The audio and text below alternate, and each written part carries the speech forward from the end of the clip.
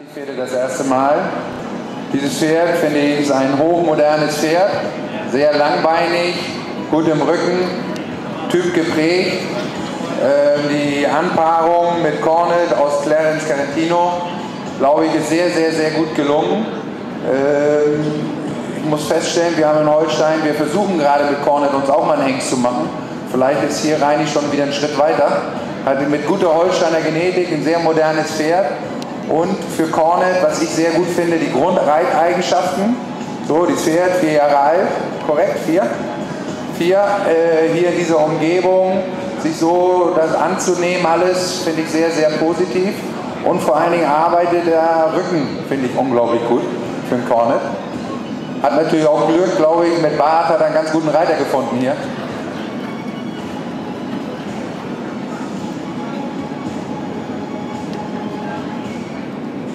Wow, genau das, was man sich von Cornet-Söhnen wünscht. Jeder, der es gehört hat, gerade eben, das Pferd geht von der Erde, der Boden, wenn man hier steht.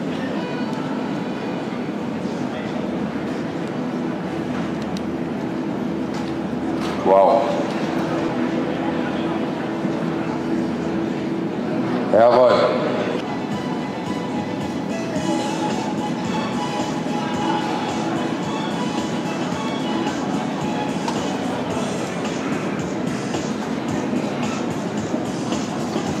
Jawohl.